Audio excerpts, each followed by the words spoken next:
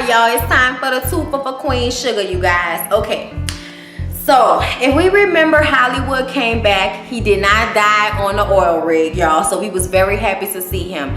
At first, he was supposed to go back and get back on the oil rig, but he decided to stay home with Aunt Vi. In his staying home, he got bored after he fixed everything around the house and decided to help her cook some pies that somebody asked for her to make. And when she started to cook the pies and get into it, she decided that she would love to make that her business. This next episode, she decided to take her pies around to a few stores, and the first one she went to, the lady knocked it down and said, look, I can't take on any more expenditures, and maybe if you get somebody else to sell your pies first, you can come back here and we can talk again. Okay, so she felt very down about it, and Hollywood assured her that he believes in it so much for her, so he got her back no matter what, and they're gonna make it work. So they go to this black guy's store, and his AC isn't working. He's sweating his ass off, and he is not trying to hear anything she has to say.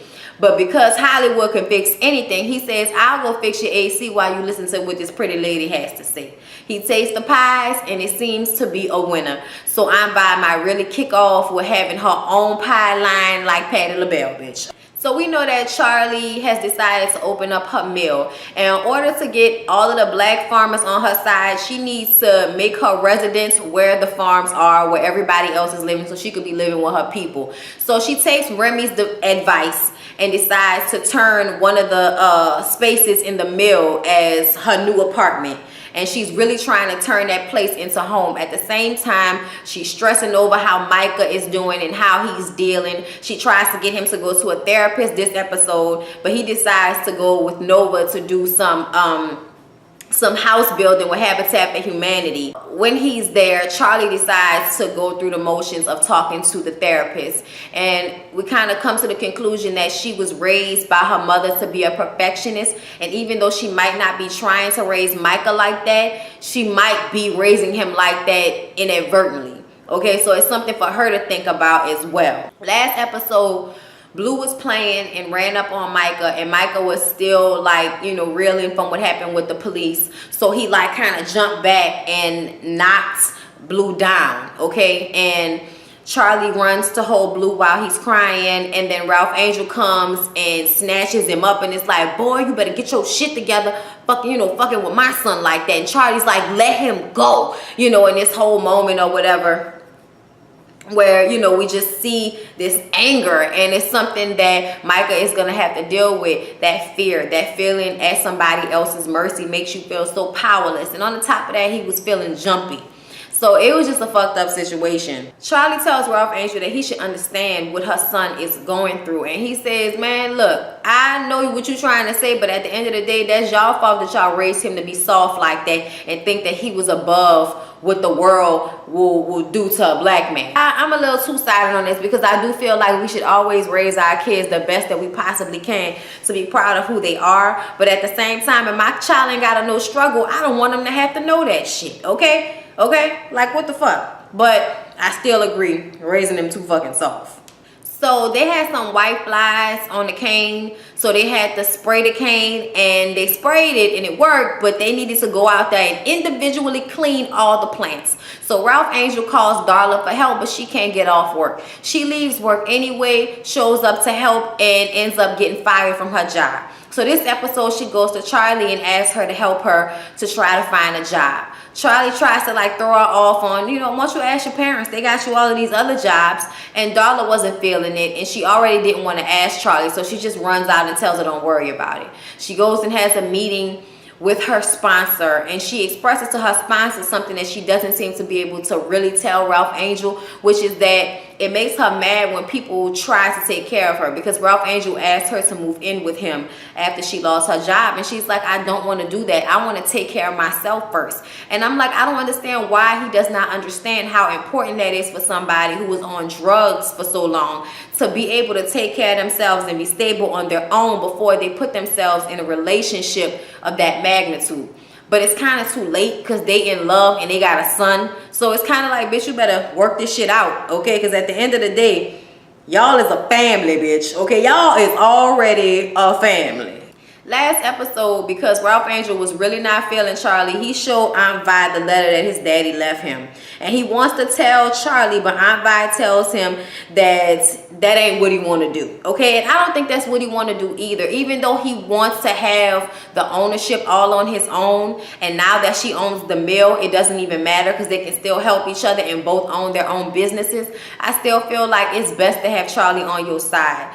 Not even just that it brings y'all family together, but she's such a smart person to have as a part of your business. But I do understand Ralph Angel's need to have some type of separation from them and have his own shit that he don't have to ask nobody permission, you know, to do anything with, especially when it came to doing the soybeans and shit that he wanted to do, and she didn't want to let him do that. But eventually, like I said, I think I talked about it last review, that she helped him, you know, go ahead and get the loan so he could do whatever he wanted to do with the soybeans, and he didn't have to ask her for any money for any of the things that he wanted to do on the farm. At some point, Ralph does talk to Micah and tell him that he understands and to stay strong, and, you know, tells him that he needs to apologize to Blue. So he does go and apologize to Blue and lets him know that he's sorry.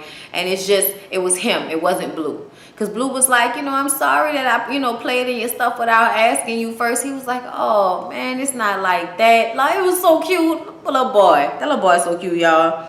So, y'all, look, let's go back. Okay, so I told y'all Micah was helping for Habitat for Humanity. And Dr. Dubois is there. Dr. Dubois is this guy that Nova met at this conference that she went to out of town. I think I talked about that last episode, so they've kind of been seeing each other.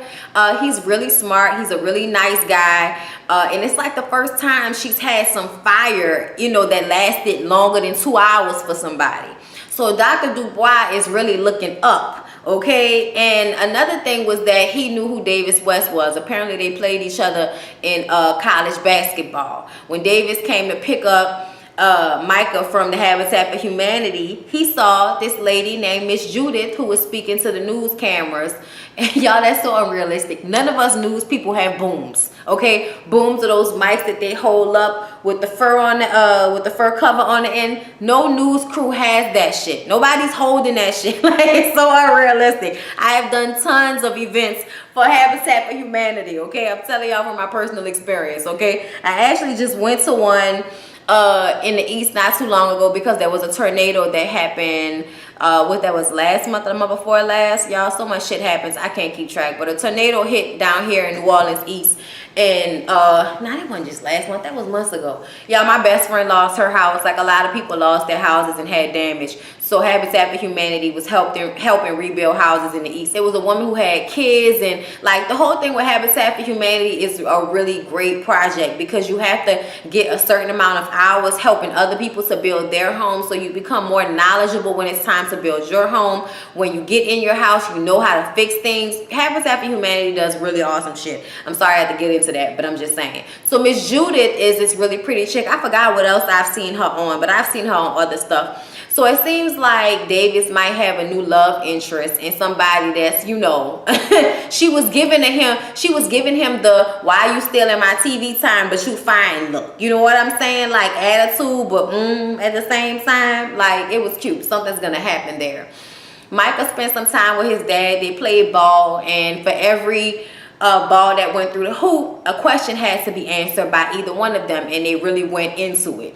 You know, he wanted to know if his father was a sex addict, and he was like, no, but something's just wrong with me. He was like, I spent a lot of time with people saying yes to me no matter what. I always got what I wanted, and I got used to that, but I'm trying to be a different person. And, you know, Micah talks about how scared he was about what happened with the police and getting arrested, and how it was very hard for him to deal with it. He's still dealing with it. But his daddy tells him, you know, fucked up situations come to us, and it's a rite of passage for you to understand what it is to be at the mercy of somebody else, to actually have fear for the first time in your life. But it's really on you how you use that to make yourself better. That conversation helped him, for real, because Charlie was having a really hard time with moving into the mill and trying to make it feel like home.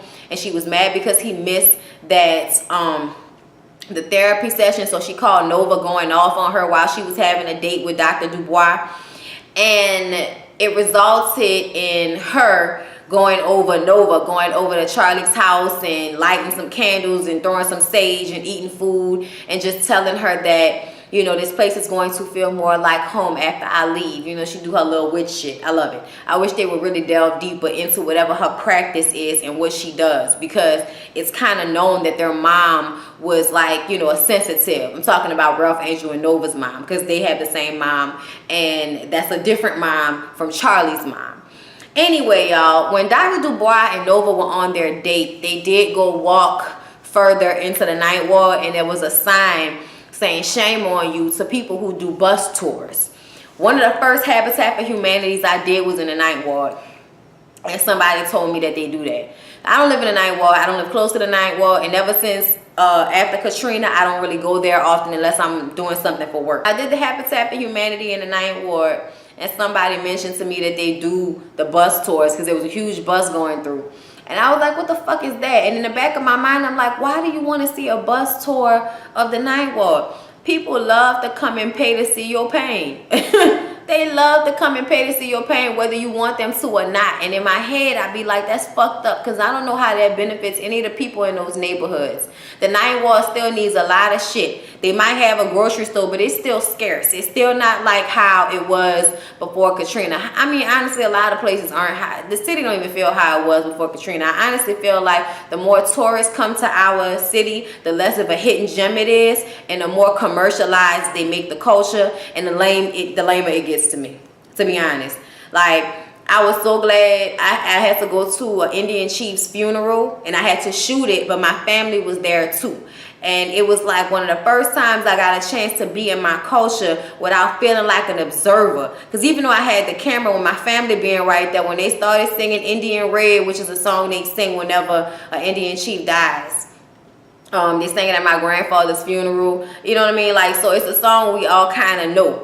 And when I started to singing and shit, just feeling like I was a part of my culture again instead of being a spectator. Because like when you're in the news, it make you feel like you're not in it, you just watching it. And I don't like that feeling, because then I'm always looking at it through the eyes of, come and visit New Orleans. You know what I'm saying? And I'm not saying don't come. But at the same time, sometimes it takes all the majesty out of it for the people that's from here, because we got to get in where we fit in with all of the fucking people that's coming in from all over the world.